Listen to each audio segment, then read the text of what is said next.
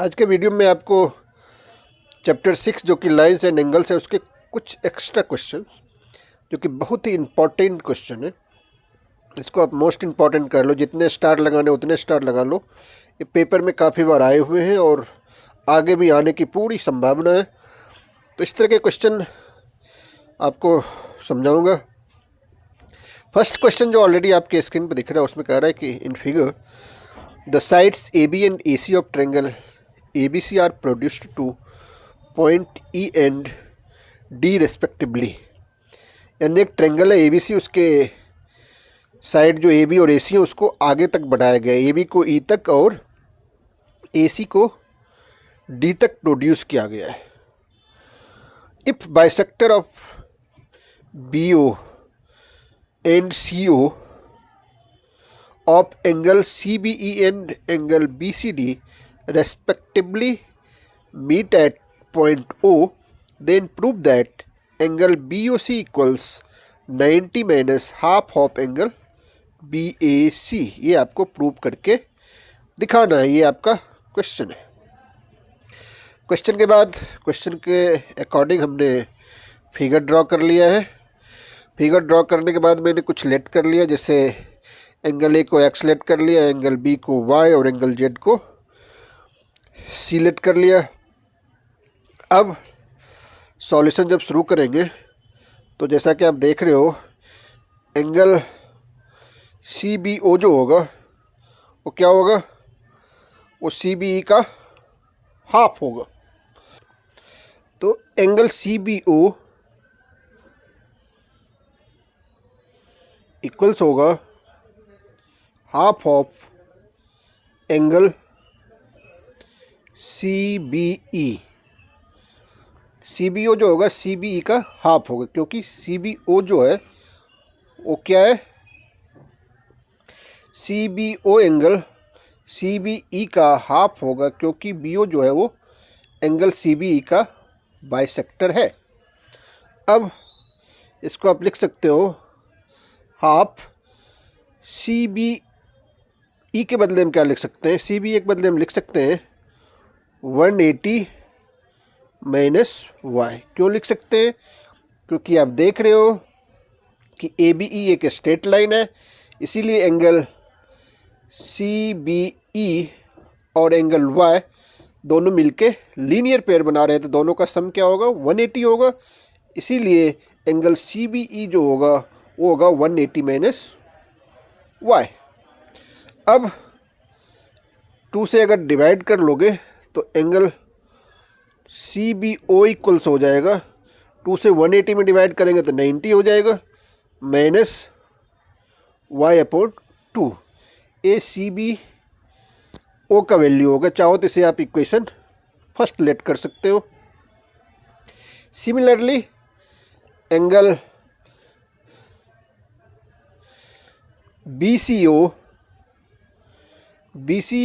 Equals हो जाएगा half of angle BCD। Figure में आप देख रहे हो कि BCO जो होगा वो होगा BCD का हाफ। क्यों हाफ होगा, यहाँ भी OC जो है वो BCD का बाइसेक्टर है। अब जो काम आपने एंगल CBE के लिए किया था वही काम है आपको BCD के लिए करना पड़ेगा।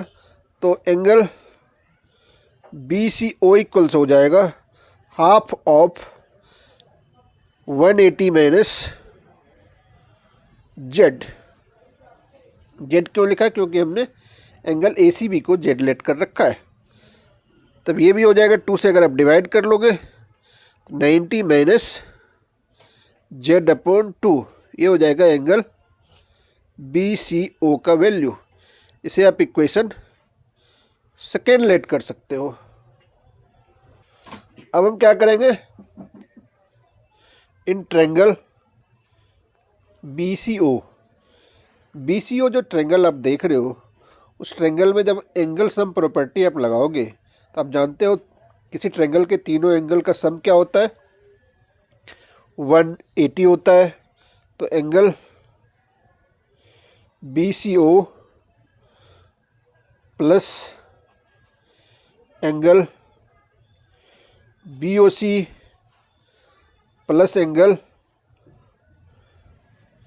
CBO इक्वल्स 180 हो जाएगा एंगल सम प्रॉपर्टी से।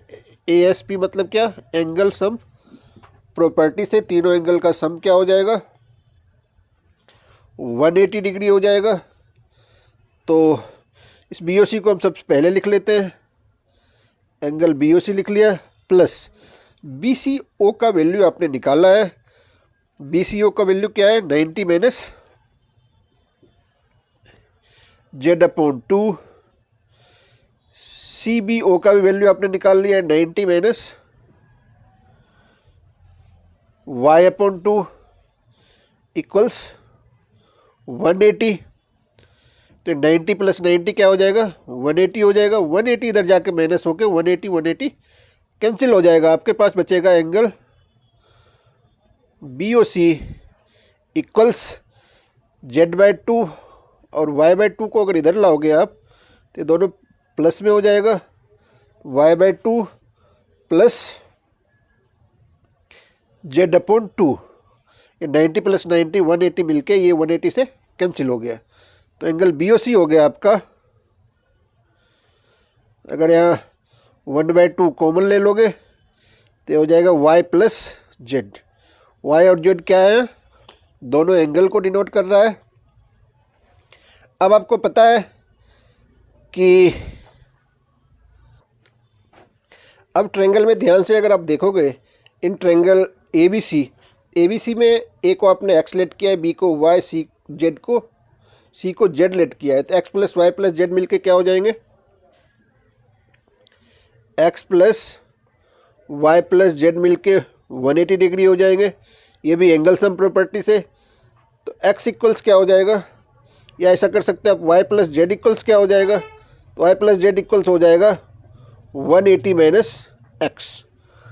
ये हमने किस ट्रायंगल से फाइंड आउट किया है, इन ट्रायंगल ABC में X plus Y plus Z 180 होगा, therefore Y plus Z equals हो जाएगा 180 माइनस X।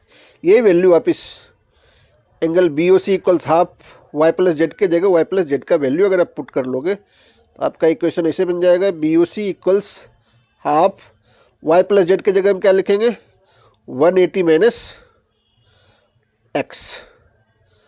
तो एंगल BOC इक्वल्स हो जाएगा 180 में 2 से डिवाइड करोगे 90 माइनस 1/2।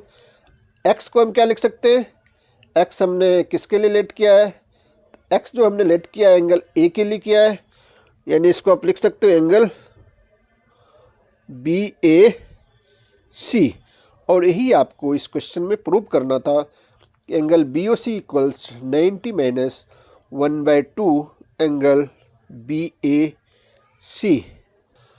अब जो नेक्स्ट क्वेश्चन आपके स्क्रीन पे है उसमें कह रहा है कि if the bisector of angle B and C of a triangle ABC meet at a point O, then prove that angle BOC equals 90 plus 1/2 angle A। ये भी क्वेश्चन कुछ उसी तरह से मिलता जुलता क्वेश्चन है। क्वेश्चन आप समझ गए होंगे, एंगल B और C का बाइसेक्टर है OB एंड OC, जो कि O पर मीट कर रहा है। आपको प्रूव करना है कि BOC एंगल जो होगा वो 90 प्लस हाफ ऑफ AB होगा। तो सबसे पहले फिगर के अकॉर्डिंग आप जानते हो कि ट्रायंगल के तीनों एंगल का सम क्या होता है, 180 होता है। उससे पहले जो बाइसेक्टर है, बाइसेक्टर ऑफ एंगल A को हमने एंगल 1 लेट कर लिया और बाइसेक्टर ऑफ एंगल B को 1 और एंगल C को 2 लेट कर लिया। अब एंगल सम प्रॉपर्टी अप्लाई करके angle A plus angle B in triangle ABC, angle A plus angle B plus angle C मिलके कितना होगा, 180 डिग्री। ये भी एंगल सम प्रॉपर्टी है। अब अगर सम में 2 से डिवाइड कर लो तो ये हो जाएगा आपका angle A/2 plus angle B upon 2 plus angle C upon 2 equals 180 upon 2। इसको आप ऐसे लिख सकते हो, angle A upon 2 plus angle B upon 2 को आप एंगल 1 लिख सकते हो। सिमिलरली एंगल सी अपॉन 2 के बदले आप एंगल 2 लिख सकते हो, इक्वल्स 180 अपॉन 2 90 हो जाएगा। तो एंगल 1 प्लस एंगल 2 मिलके हो जाएगा 90 माइनस एंगल ए अपॉन 2। अब आपको क्या करना है, अब ट्रायंगल BOC में, इन ट्रायंगल BOC या OBC एंगल सम प्रॉपर्टी अगर आप अप्लाई करोगे तो angle 1 plus angle 2 plus angle BOC equals 180 degree हो जाएगा। ये भी एंगल सम प्रॉपर्टी से। एंगल सम प्रॉपर्टी क्या होता है, ट्रायंगल के तीनों एंगल का सम 180 डिग्री होता है। अब आप क्या करोगे, एंगल 1 प्लस एंगल 2 के बदले आप लिख सकते हो 90 minus angle A upon 2 plus angle BOC equals 180 degree. तो एंगल BOC हो जाएगा 180, 90 प्लस में तो इधर आके माइनस हो जाएगा, और माइनस एंगल A/2 है तो इधर आके प्लस एंगल ए अपॉन 2। तो एंगल BOC आपका आ जाएगा 180 माइनस 90 90 प्लस एंगल A/2 लिख लो, या इसको ऐसे भी लिख सकते हो, हाफ ऑफ एंगल A। और यही आपको क्वेश्चन में प्रूव करना था, जो कि मैंने अच्छी तरह से प्रूव करके आपको एक्सप्लेन कर दिया। मुझे पूरा यकीन है आप इस क्वेश्चन को समझ गए होंगे। दोनों क्वेश्चन जो आज का है बहुत ही ज़्यादा इंपॉर्टेंट है, इसे 1-2 बार देख करके आप अच्छा से इस वीडियो को समझ लेना।